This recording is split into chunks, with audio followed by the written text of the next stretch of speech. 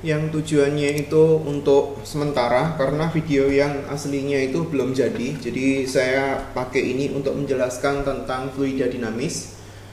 Pada saat kita belajar tentang fluida dinamis ini dia adalah fluida yang bergerak. Jadi fluida yang dia itu punya tekanan dan punya kecepatan. Itu yang membuat berbeda. Jadi tekanan ini itu berubah-ubah. Sementara kalau untuk fluida statis, tekanannya untuk titik tertentu itu sama terus. Kalau misalkan kita punya fluida statis kan, kalau misalkan katakanlah ada suatu titik di sini atau mungkin di sini, berarti kan tergantung daripada ketinggiannya. Ini adalah ketinggian untuk posisi 2, ini adalah ketinggian untuk posisi 1, dan ketinggiannya itu diukur daripada permukaan zat cair. Tapi kalau misalkan kita punya suatu zat cair yang dia itu mengalir ke di dalam suatu pipa tertentu untuk level yang ketinggiannya sama, katakanlah kita punya titik di sini dan kita punya titik di sini, itu tekanannya nggak sama. Tekanan 1 tidak sama dengan tekanan 2, dimana mungkin pada saat pas di SD kan sudah belajar bahwa zat cair itu mengalir dari tekanan tinggi ke tekanan rendah. Jadi kalau misalkan ada aliran yang ke arah titik 2, berarti artinya tekanan 1 itu pasti lebih besar daripada titik 2. Itu membuat fluida dinamis ini agak berbeda. Pada saat kita belajar tentang fluida dinamis ini sebenarnya dibagi atas 2. Yang pertama itu adalah tentang persamaan kontinuitas. Persamaan kontinuitas ini memunculkan satu kecepatan baru. Saya tulis dulu persamaan kontinuitas, yaitu adalah namanya kontinuitas. Namanya adalah debit. Ini adalah kecepatan aliran daripada fluida. Pada saat kita berbicara fluida ini dia ada 2 ya, yaitu adalah zat cair dan gas. Jadi nggak cuma zat cair aja.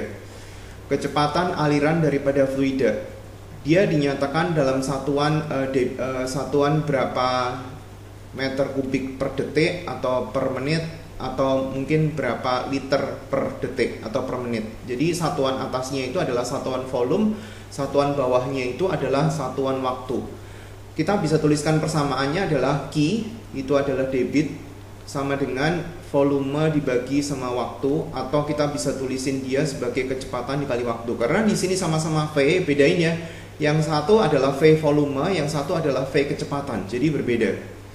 A ini adalah luas permukaan yang ditembus secara tegak lurus. Permukaan yang ditembus tegak lurus. Jadi kalau misalkan kita punya suatu aliran dalam pipa, misalkan dia ada seperti itu, alirannya itu seperti ini, maka luas permukaan yang ditembus secara tegak lurus itu yang ini. Jadi ini luasnya adalah luas lingkaran, pi kali r kuadrat. Nah, persamaan kontinuitas ini bilang kalau misalkan dia itu ada perbedaan daripada ukuran pipa. Jadi di sini ada satu pipa yang besar, terus kemudian katakanlah dia jadi pipa yang kecil.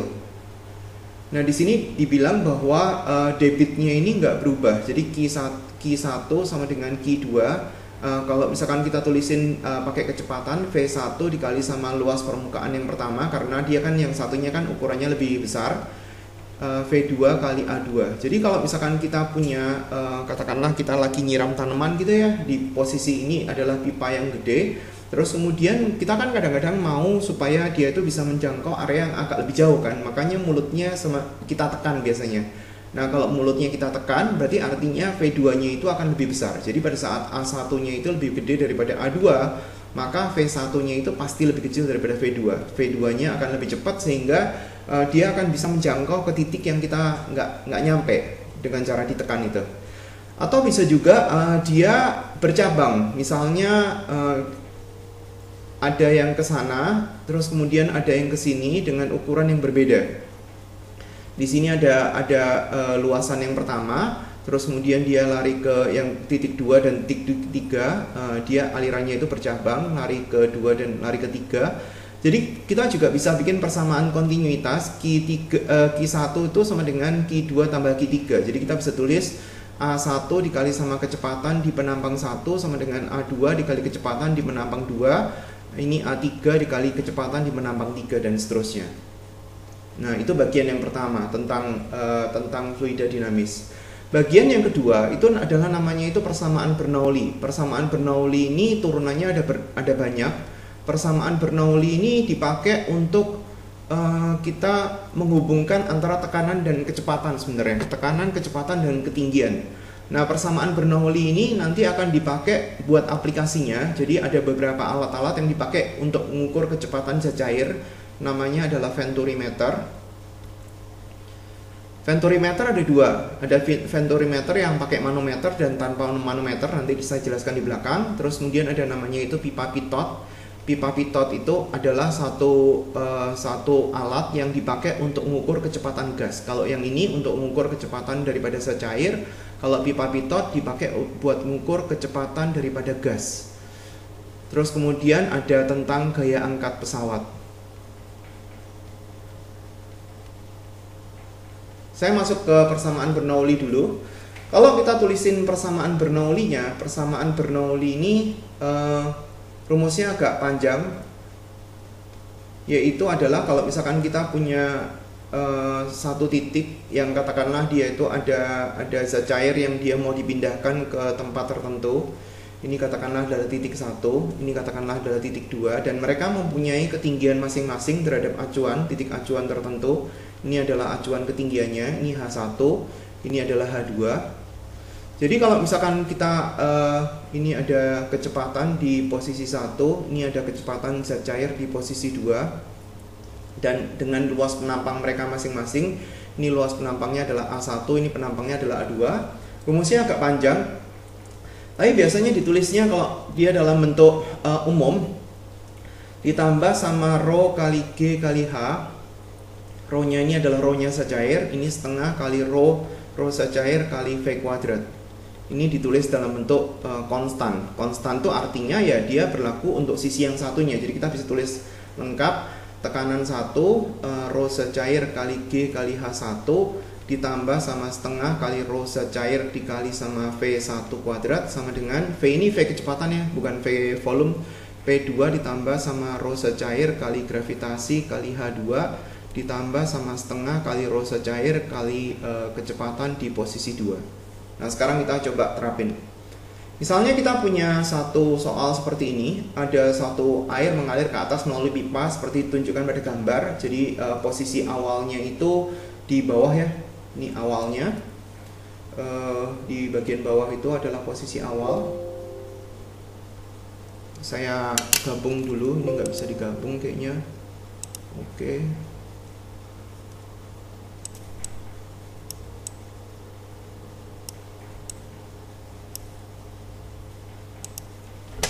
Gabung dulu, terus kemudian baru bisa ditulisin.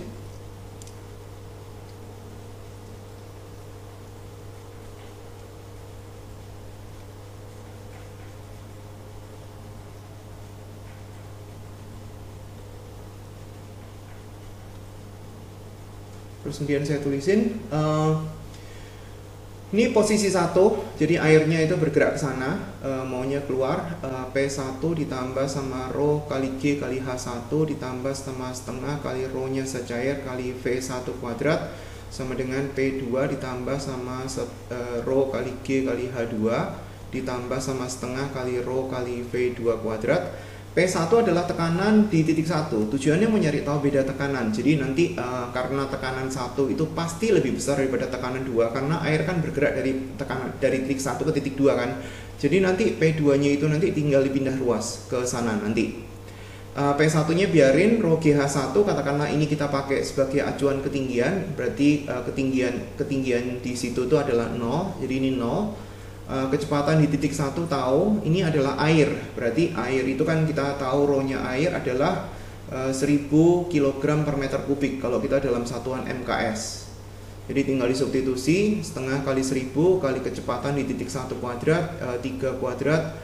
P2 nya kita nggak tahu, rho GH2 tinggal masukin rho kali G, jangan lupa gravitasinya itu 10 meter per second, ketinggiannya 1,5 3/2 ditambah sama setengah kali rho-nya 1000 kali V2 kuadrat. Dalam hal ini V2 nya berapa ya, memasuki pipa dengan kecepatan 3 terus kemudian meninggalkan dengan nggak tahu, Berarti kita pakai persamaan kontinuitas dulu. Q1 sama dengan Q2. Q1-nya itu adalah A1 dikali sama kecepatan 1 sama dengan A2 dikali sama kecepatan di titik 2. A1-nya dia ada ngomong nggak ya? Nggak ada ngomong sama sekali, cuma dia ngomong debitnya ya. Berarti kita nggak pakai ini, kita ngitungnya kecepatan di titik 2 pakai debit. Debit sama dengan luas penampang 2 dikali sama kecepatan di titik 2.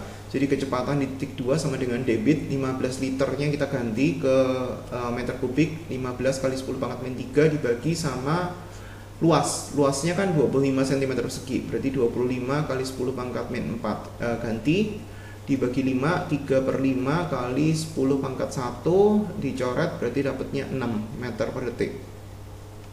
Jadi kita tinggal masukin di sini 6 kuadrat. Nah sekarang kalau misalkan kita mau nyari tahu yang diminta, P2 nya itu dipindah ruas, terus kemudian semua dikumpulin jadi satu. P1 min P2 ini berapa nih? Ini sama ini dicoret, berarti dapatnya 5 kali 3, 15, berarti 15.000. 15.000 ditambah sama ini 30, ini sama ini 36, berarti 18.000.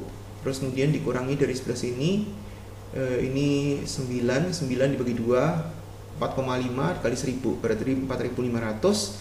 Nah ini nanti ketemu dalam satuan Pascal atau Newton per meter kuadrat, itu sama aja.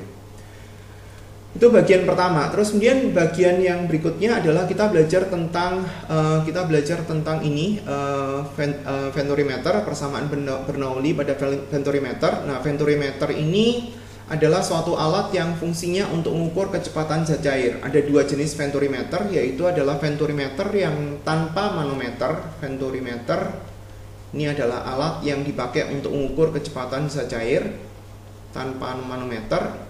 Kalau kita mau yang tanpa manometer, berarti dia nggak ada raksanya, jadi zat cairnya itu cuma satu. Kalau misalkan kita gambar, gambarnya salah lagi.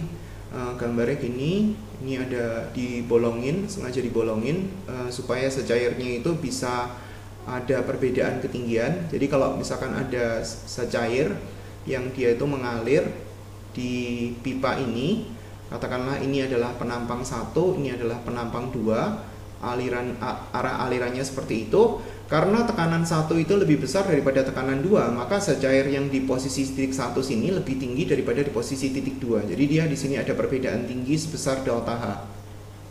Ini isinya zat cair semua ya. Ini zat cair semua dan seterusnya. Nah terus kalau misalkan kita mau nyari tahu kecepatannya, biasanya yang diminta itu adalah kecepatan di titik 1. Kecepatan di titik 1 itu berapa? Pipa yang di posisi 2 itu sengaja dikecilin agar supaya kita bisa mencari kecepatan di titik 1.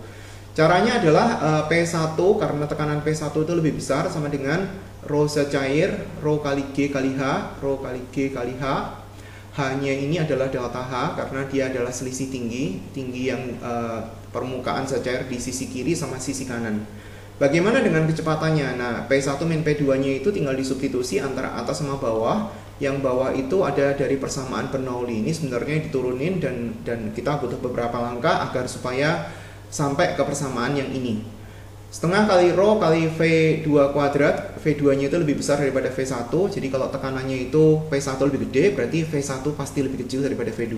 V kecepatan yang maksudnya V2 kuadrat dikurangi sama V1 kuadrat. Ini persamaannya. Nanti kita tinggal sama denganin dan kita bisa mencari itu. Kalau kita mau mencari hubungan antara V1 sama V2, kita bisa pakai persamaan kontinuitas A1 V1 sama dengan A2 V2. Karena tujuannya adalah mau mencari V1, berarti V2-nya disubstitusi. V2-nya sama dengan A1 dibagi sama A2 dikali sama V1. Nah, nanti setelah dia dalam V2-nya itu diganti ke sini, nanti semuanya bisa dalam V1. Itu adalah Venturimeter yang tanpa manometer. Yang ini adalah Venturimeter yang dia itu pakai manometer.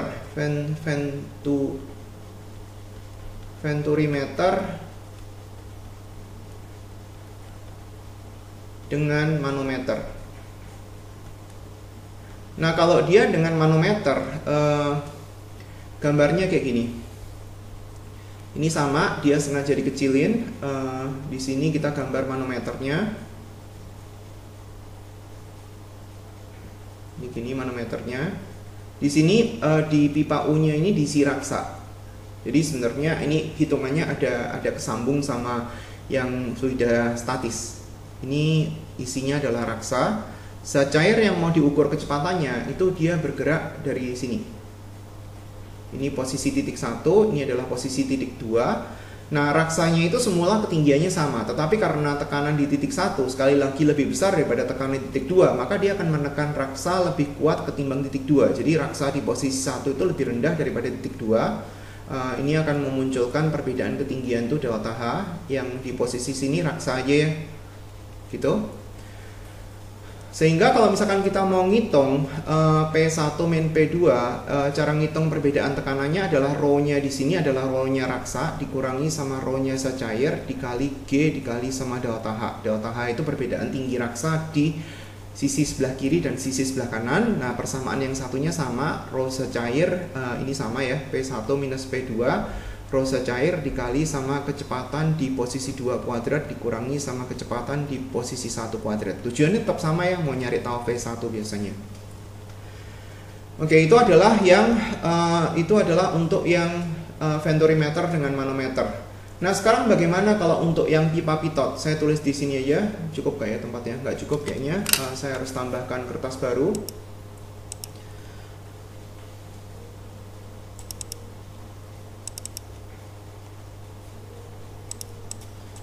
Untuk pipa pitot adalah suatu alat yang fungsinya itu untuk mengukur kecepatan gas. Saya nggak punya gambarnya, agak ribet gambarnya, googling aja ya. Untuk pipa pitot, alat untuk mengukur kecepatan gas. Kecepatan yang kita mau cari ya sebenarnya untuk yang sebelumnya itu juga ada rumus cepatnya ada. Kita bisa bikin persamaannya sendiri. Sama kayak seperti pipa pitot ini, kalau kita mengukur kecepatan gas di posisi masukan sama dengan 2 kali rho-nya raksa karena dia pakai manometer juga dikali G dikali H delta H, kurang lebih sama kayak seperti manometer tadi, dibagi sama rho-nya gas. Rho-nya gas itu berapa? Jadi rho-nya gas itu ngefek. Bagian terakhir daripada fluida dinamis adalah gaya angkat pesawat. Jadi ini udah, terus kemudian pipa pitot udah, gaya angkat pesawat. Gaya angkat pesawat ini kita tujuannya mau nyari tahu berapa besarnya tekanan atau gaya angkat yang diperlukan. Kalau misalkan saya nggak bisa gambar pesawat ya, gaya angkat pesawat. Bayangin sendiri kali ya. Kalau misalkan kita punya pesawat, gambarnya gimana ya? Gini. Ini kan dia ada sayapnya. Bagian daripada pesawat yang sangat penting itu adalah bagian sayapnya. Jadi kalau misalkan kita lihat sayapnya dari katakanlah ini adalah badannya pesawat, terus kemudian di sini itu adalah sayapnya. Ini sayap di kedua sisi. Ini sayap, ini sayap. Nah, bagian atas sama bagian bawah itu punya tekanan yang berbeda. Ini tekanan 1, ini tekanan 2. Harusnya tekanan 1 itu lebih besar. Kenapa gitu? Karena kalau misalkan bagian 2-nya lebih besar, pesawatnya nggak mau naik ke atas. Jadi karena tekanan di posisi 1 itu lebih besar daripada tekanan di posisi 2, maka kecepatan aliran udara di posisi 1 itu lebih rendah daripada kecepatan di posisi 2. Jadi kalau misalkan kita bayangin saya pesawat tuh dari samping, kita ngelihat dari posisi samping saya pesawat, bagaimana ya gambarnya ya? Mungkin gambarnya kayak gini atau mungkin kayak gini gitu ya. Aliran udara, ini ada udara, ini adalah sayapnya. Ini posisi 1, ini posisi 2. Aliran sayap di posisi 2, ini saya gambarnya salah lagi, bukan kayak gini harusnya itu mungkin bentuknya itu kayak gini kali, kayak gini gitu kali. Ini sayapnya.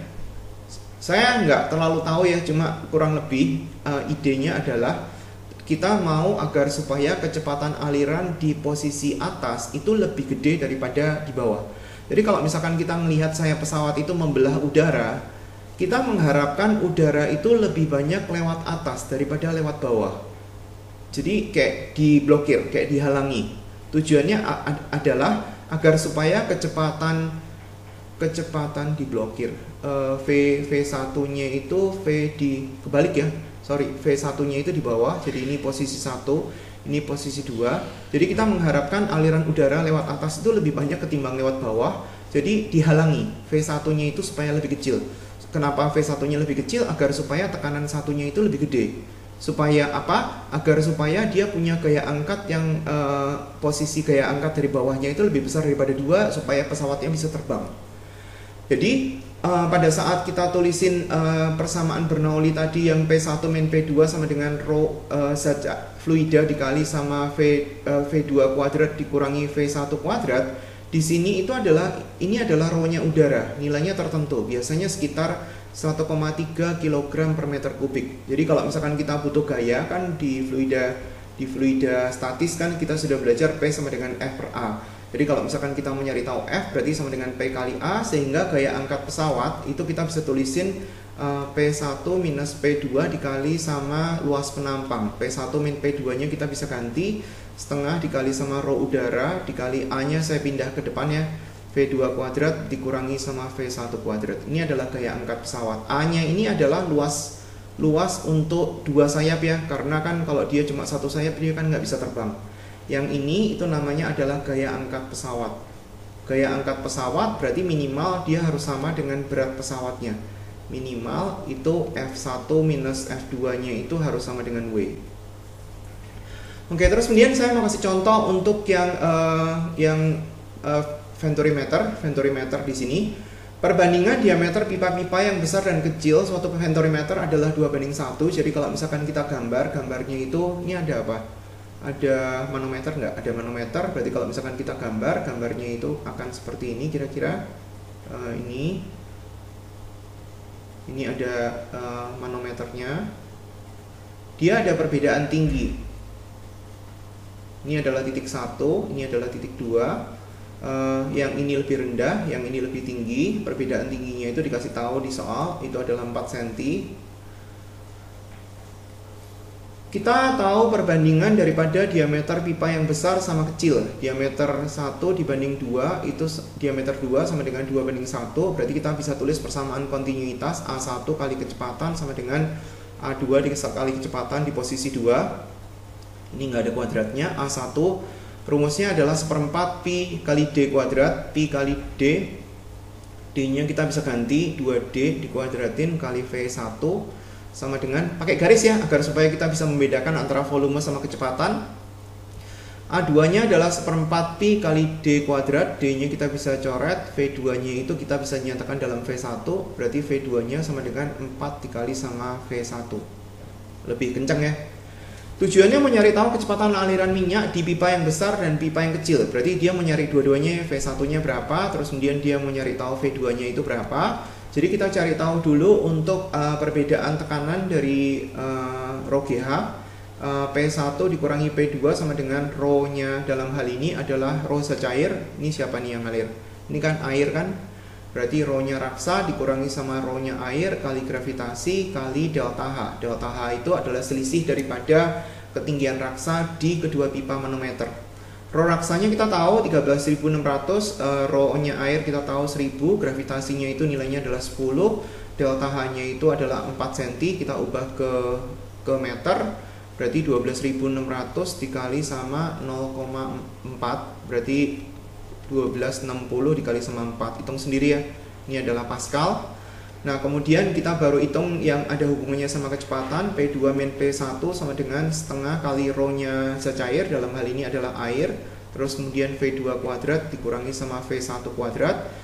Ini tinggal diisi daripada angka yang tadi, nilainya adalah 1260 dikali sama 4. Setengah kali rho-nya air itu nilainya 1000. V2 kuadratnya kita bisa ganti, tadi ada hubungan V2 sama dengan 4 kali V1. Berarti di sini adalah 16 V1 kuadrat dikurangi sama V1 kuadrat. Nah, dari sini kita bisa nyari tahu V1-nya dalam meter per detik berapa. Terus kemudian tinggal masukin V2 sama dengan 4 kali V1, kita juga bisa mendapatkan V2. Ini sama dengan sekian meter per detik. Itu penjelasan singkatnya ya untuk fluida dinamis.